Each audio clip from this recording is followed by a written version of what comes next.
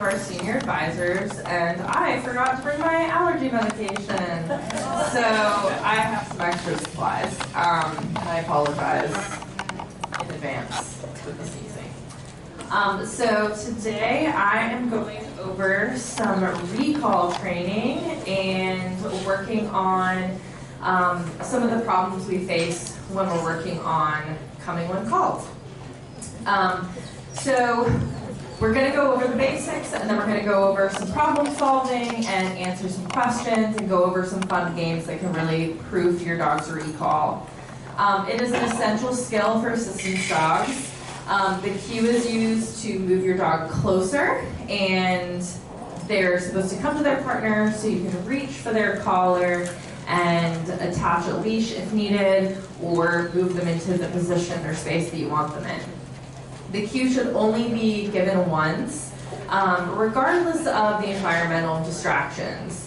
So this is a huge part in our teaching because a lot of puppies just kind of mosey along, they get distracted by things, they don't have a great recall because they don't know that's what's expected of them, so it's our job to teach them this.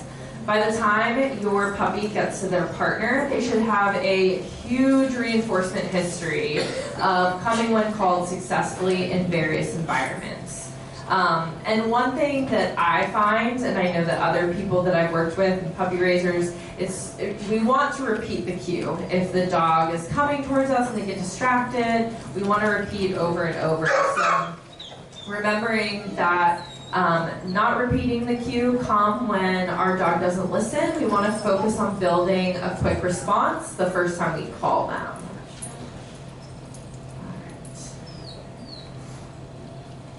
All right, so just more basics. The dog should readily come when they hear the cue. They should accept their partner or their puppy raiser reaching over and grabbing their collar. And the dog should accept having a leash put on them. And again, the issues we run into are dogs that mosey along, take their time, find environmental distractions, but we have some tips for you that can help with that. All right, so the fist target is a cue that's a very low effort. If you attend my classes, we talk about this a lot as a tool for a lot of management training. It's really low effort, very high value, and we've been building on it since kindergarten. And so this dog has a long reinforcement history with it already. So this step helps us create an opportunity for our dog to be successful and have a visual cue. They see you, you say the dog's name, and you say, pop, and they come and orient towards you. They see you do the fist target, and they know that when they come towards that fist target, they're going to get food reinforcement. So we are already setting them up for success using the fist target. Here's one of our puppy raisers in our Atlanta group practicing with their puppy Chief. And this is a space he was familiar with, but we still were practicing basics. It's always good to go back to basics because it helps with your fluency and how you perform giving the cue, and it helps build that reinforcement history with our puppies. So you can see she has the nice fist target there, and he's orienting himself towards her. All right, so we're going to go over some common issues and how we can respond to those, and then some different games and training exercises we can use. So the first one that's pretty common is a puppy that's really slow to respond. If your puppy's slow to respond, you can try a couple of different things. And I was going to use Trooper as my demo, but he thinks y'all are all here for him, and he would be throwing a party on this stage right now. So he decided to step out of this. So with the recall, we can practice a couple of games. So you're going to have to imagine as we're doing this. So one thing I really like practicing is giving the dog a piece of food, stepping away as I'm feeding them, and recalling them. So actually, does anyone have a dog who would like to practice with me right now? Okay. I will go ahead and grab them.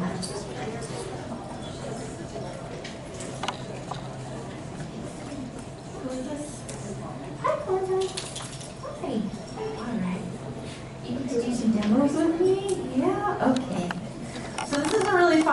exercise when we're working on getting a puppy to come quickly towards us. So I'm just going to lengthen his leash, and we are going to go ahead and practice. So I'm just going to say his name. Klondike, come. Yes. So as he's eating, I'm going to give him a couple of treats. Come. Yes. So he's still kind of chomping on the other treats. I'm just taking that one step. Come. So you can see how enthusiastic he is. There's no opportunity for him to get diverted with any distractions. So this is a really great way to build that enthusiasm and get a puppy to come quickly. Another way that you can do that, here I'll help untangle you a little bit. Another way that you can do that is lowering your body towards the ground. They naturally want to come towards us when we're a little bit lower. Hi. And so lowering yourself towards the ground instead of kind of standing upright will change your position more at their level and get them interested and excited. You're pretty cute. You can also be their cheerleader. So if they're just kind of moseying around, be like, let's go, all right, okay, and get super excited to have the dog come towards you. Another thing that we've practiced with my puppy raisers in our one-on-one sessions and in our recall classes is marking the dog, and this requires a little more accuracy, but marking the dog as they're coming towards you. So as they're either turning around to come towards you or orienting towards you, you're marking them in that moment, showing them that quick movement towards me is what I wanted, and then you're feeding as they approach. So it'll look a little bit like this. So I'm going to move him away from me. Come. Yes. Good. So you can see I marked him as he was turning towards me. Come. Yes. Good job. Very good. Go. Good job. Are you a boy or girl? Boy or girl? Okay, I was like, sorry. Okay. So that's one way that you can handle that slow recall. And these are great training sessions to practice on a long line. And they're also really great to practice in a hallway. So I'll practice this in a longer hallway in my house.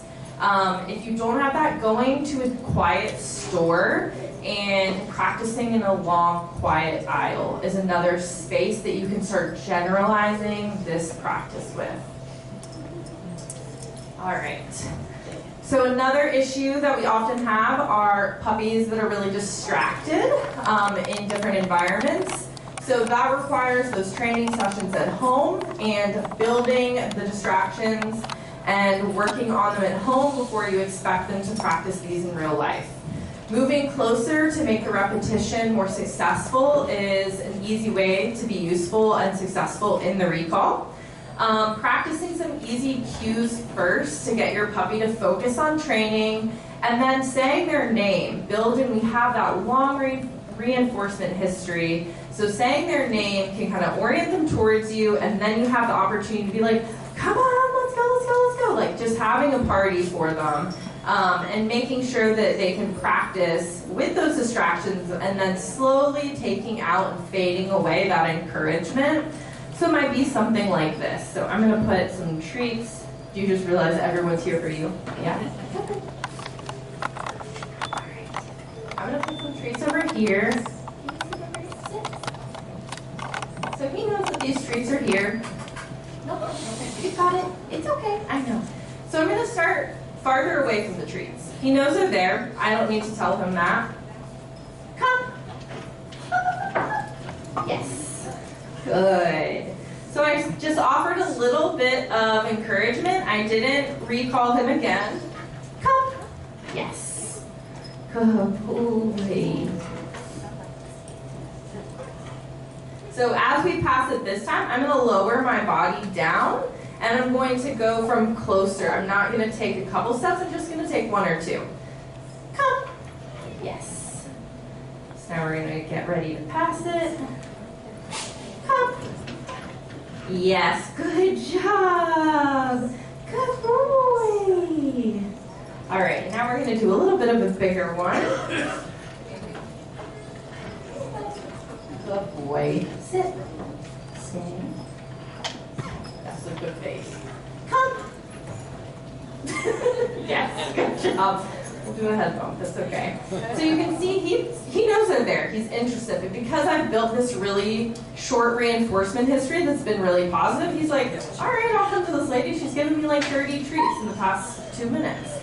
So that's how we can really build that reinforcement history. We want to practice in small distractions. So if he was successful practicing with the treats on a chair, let's see if he can practice with the treats on the ground. We're setting him up for success by moving farther away. We've got our distance. Come. Yes. Good job. I see them. Come. Yes. There you go. Sit. Okay. Come. Good job. And I'm able to recall him because he has this visual target with my fist, and I've built him up with these easier recalls first, and then we made it more challenging by putting the treats on the ground. So those are really easy ways you can build it. So then, say we're taking this into public environments or like my backyard or something like that, I might put maybe some crumpled paper from a food wrapper or something in the yard nearby, and then it might be a couple treats scattered on the ground. And making it more challenging in my training sessions is going to make those real life instances pretty easy.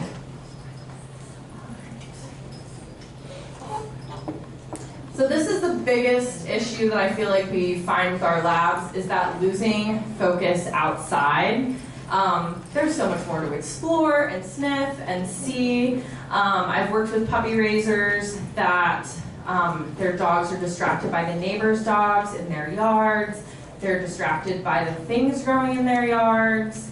The food, like if they have fruit trees or anything like that, and the dogs figure out it's really tasty. I struggled with that with one of my puppies. I had a fig tree, and he was like 90% fig after a week of discovering that they were there. And so you can do a lot of things for management to set the puppy up for success. One thing that you can practice with is a long line. If you have a dog that struggles with recall and coming when called in the yard, or they play keep away games, stuff like that, having them drag a long line is going to set you up for success, because it's much easier to step on a long line and reel the dog back in gently than it is to try to call them, and you're calling them over and over and over, and you're trying to reach for them and stuff, and it's just not working. You can kind of just gently reel them in with a long line and tell them, hey, it's time to come in. And then you have a situation where you're like, okay, we know that recall isn't going well in the backyard or whatever space is outside. We're going to go back to keeping some distance, making the distance farther away from the distraction, and also recalling from a closer space. I'm not going to recall when my dog's all the way in the back of my yard and I'm at the door calling them back in. That's not going to make them successful. Instead, I would have higher value treats. I would go out to the backyard with my dog on a long line, and I would call them from just a couple of feet away. One thing that's really important with recall, especially with building confidence and giving our dogs autonomy, is letting them go back to investigate what they were looking at or sniffing or whatever. You know, it's annoying when you're trying to do something and you're like looking around, or you're reading something and someone's like, hey, hey, hey. That would be really annoying. And that's basically what we do sometimes with our dogs, is we don't want them to get into trouble, so we do a little bit of micromanaging in these outdoor spaces. But if we just let them investigate and check stuff out, as long as it was safe for them, they would end up coming back towards us. So letting the dog, showing them, hey, I have something really great for you, and then you can go back and do your dog stuff and explore and play and do whatever. That's going to set them up for success and have that reinforcement history of, oh, I get treats, and then sometimes I go inside, sometimes I get to go back to playing, instead of, oh, every time she calls me, I have to go into my crate because she's going on an errand I can't go on. So you want to make sure that you're building that positive reinforcement history. Using something higher value than kibble is really important. So you can talk to your advisor or your club leader on some treats that might be better for your puppy when you're practicing these higher distraction issues and environments. So those are definitely some tools you can put in your toolbox. All right. So this is just a quick review. We always want to start inside, so we're building our skills in a familiar, low distraction environment, and we're using a lot of reinforcement. I was on the stage with Klondike for, practicing for 5 minutes, and I was able to mark and feed him and reinforce him for coming when called probably 10 times. And that builds a positive reinforcement history for him with me. Then when you move it out into the open, you're going to utilize your management, you're going to have them dragging a leash, dragging a long line, and you're going to want to make it fun. We don't want to just call them every time. Like I said, we don't want to call them back inside and end their playtime by calling them every time. We want to call them and then play with them a little bit and then call them over here and then maybe let them sniff over where we are.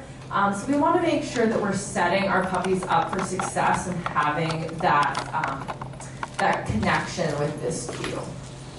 Then we want to raise those expectations, and at those times, sometimes we need to raise the reinforcement. So those are those situations where maybe there's other dogs around, or you're in a park and your puppy's on a long line and there's tons of smells.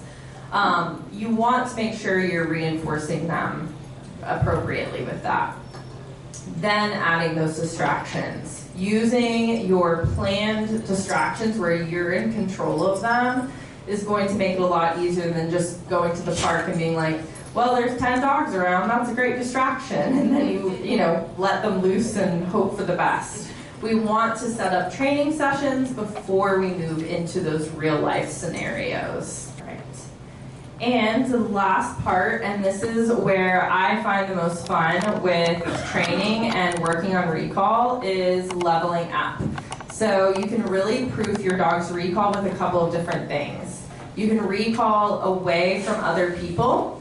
So this is really fun if you have a whole family involved with puppy raising, or your co-raisers, or you have friends that want to be involved. You can all have your treat pouch on, and you start really close to each other. So it would be a couple of people in a little circle, and you're going to take turns calling the dog using your fist target.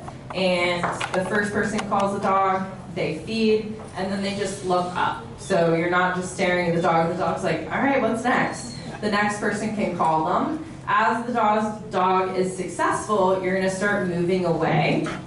And you might even add some distraction, like when you call them, Klondike, come. Yes. So, in that situation, as he advances, maybe I would gently pet him a little bit as the other person's calling him to add that distraction. So we can kind of be in control of adding those people distractions that might happen in real life when we're calling our dogs. You can also practice with having just 2 people and calling back and forth. That's a really great way to build that snappy response and getting that really quick turnaround when you're calling them. Obviously recalling away from distractions. One of my puppy raisers sent me a really fun video of her practicing recall, and there was a distraction tunnel basically of food and toys and their pet dog and one of the dog's bowls that was empty, and she was practicing recalling just back and forth in between those. And I thought it was a really creative way to practice some mental enrichment and practice some impulse control training. And she started by just adding one thing and then the next thing and then the next thing, and then she took it on the road and went to Home Depot and went in one of those big aisles, had a 30-foot long line, and practiced that way. And it was really cool to see her apply those skills. So it was a great way for her to really prove the training in training sessions and then bring it to real life. Recalling out of sight is really great for our dogs because sometimes they are going to be recalled from someone that's maybe visually impaired or has limited mobility, and can't be in sight of the dog as they're calling them. So you might start just kind of around a corner, and then you might move into a different room, and then you might make yourself less obvious by sitting on the floor, like behind a piece of furniture, something like that. It's a really great way to just get them to use their brain. And again, you can use your encouragement. If you hear them kind of enter the room and they aren't sure, you can just, bring them closer towards you. And then you can start just recalling them once and getting them to run towards you. Recalling inside is useful as well. Again, someone that's visually impaired might not always know where their dog is. They need to call them, and the dog needs to show up pretty quickly. So it doesn't mean that it has to end fun as well, and that's something that I think sometimes people struggle with is like, well, my dog doesn't come inside when I call them. And it's like, well, you take them and put them in the crate every single time. So recalling them can mean, oh, you're getting a frozen enrichment, or I have a special treat for you, or we're going to do playtime or something like that. So making sure that your reinforcement afterwards is really fun too can make it a lot more valuable to the dog. Another great way to practice recall in those real life scenarios is working past thresholds. So this is a situation where you would start inside, but you would start, maybe to the threshold from one room to another, and you're just going to practice calling them back and forth and acclimating them to running through the threshold. And then, are you going to win a prize? Yeah, he does. He's like, yeah. And then from there, you can put them on the long line and move them outside into your front yard or into the hallway of your apartment complex, and then you're going to call them back in towards you. Because sometimes when dogs get loose and they get out of the house, they are very excited by that and might get the zoomies or not really know what to do when they're off leash in this environment. So practicing with that is a great emergency skill for our puppies to have. When I call you, even if you're off leash in a space that you're not normally, you should always come running back to me. So those are great ways that you can improve your dog's recall, so when they come in for training, they have these skills and they're ready to learn them with their new partner. Does anyone have any questions? No? No questions? Everyone's recall is perfect. Their dog comes every time. Hallie, I just want to add to that, recalls are a good way to practice when it's really hot out, practice in the house. Yes. Yeah, and that's where that practicing inside in different spaces, past thresholds, stuff like that.